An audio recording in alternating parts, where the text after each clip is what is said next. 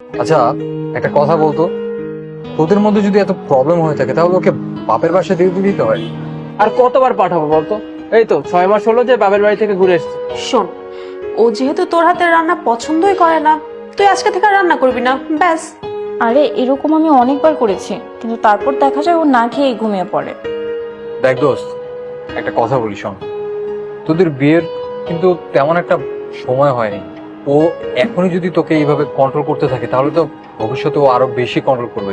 দেখ, এখনই কিন্তু সঠিক সময়, সবার কন্ট্রোল, সংসারের সবকিছুর কন্ট্রোল তুই তোর হাতে নিয়ে নে। আরে আমার কাছে তো সেই কন্ট্রোল আছেই। শোন, ও যদি তোর কন্ট্রোলই থাকতো তাহলে তোর কথা মতো রাতে না বাসায় ঠিক টাইমে চলে আসতো।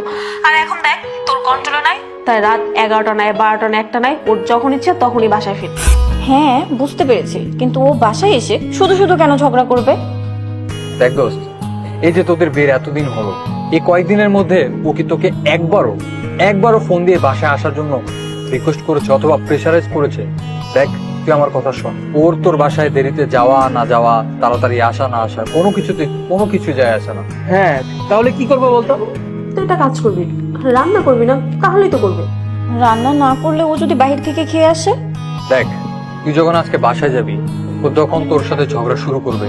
ঝগড়ার মাঝখানে কোনো না কোনো একটা টপিক নিয়ে তোর ইগো হার্ট করবে, আর যখনই তোকে ইগো হার্ট করার মতো কিছু একটা বলবে, তাদের মাঝখানে একটা বিষয় নিয়ে তুই বসে যাবি, মানে তুই রাগ করে বসবি। আর বুঝতে পেরেছিস? তখন দেখবি ও তোর রাগ ভাঙায় কি ভাঙায় না। তোর এই আইডিয়াটা কেমন যেন। তাহলে তুই একটা কাজ করবি, তুই ওর কথা নিয়ে পড়ে থাকবি, তুই ওকে কথা শোনাবি, যখন ও নিজের ভুলটা বুঝতে পারবে ঠিকই তোর কাছে চলে আসবে। তোর এই আইডিয়াটা না আমার কাছে একদম ফালতু লাগছে।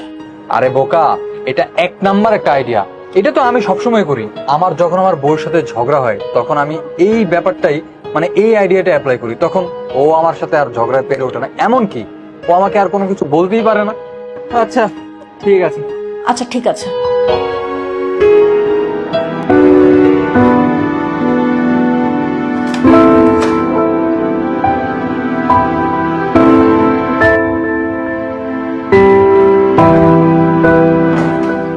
কি ব্যাপার, আসতে তো লেট হলো কেন? অফিসে একটা মিটিং ছিল এই জন্য।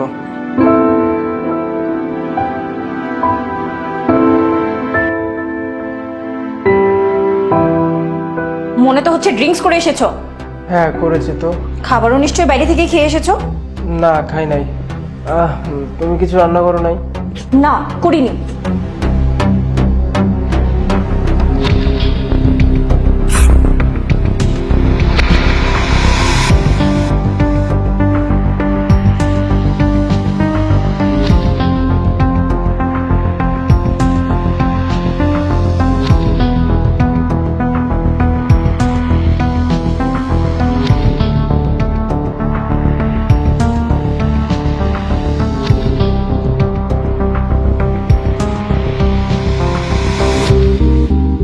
ওই নিয়ে যাও,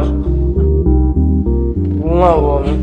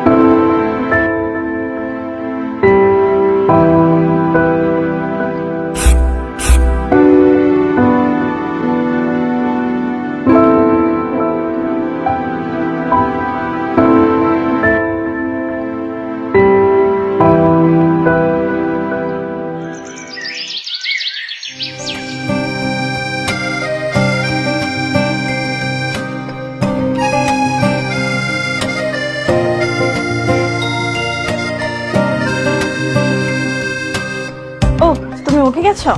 হ্যাঁ। আচ্ছা শোনো না, কাল রাতের ওই ব্যবহারের জন্য সরি। আমি আসলে ইচ্ছা করে করতে চাইনি, আসলে আমার বন্ধু আমাকে এগুলো শিখিয়ে দিয়েছিল, জানো তো। ও আমাকে বলেছিল তুই বাসায় গিয়ে এমন একটা ভাব নিয়ে থাকবি যেন ভাবি তোর সঙ্গে ঝগড়া করে, আর ভাবি যখন তোর সঙ্গে ঝগড়া করবে তুই অমনি আর ভাব দেখে বসে থাকবি, এতে তোর মান সম্মান বজায় থাকবে, তুই জিতে যাবি। আমি ওর কথায় সাই দিয়ে কাজগুলো করছিলাম। তুমি প্লিজ কিছু মনে করো না, হ্যাঁ সরি। কি তোমার বন্ধু তোমাকে এসব করতে বলেছিল?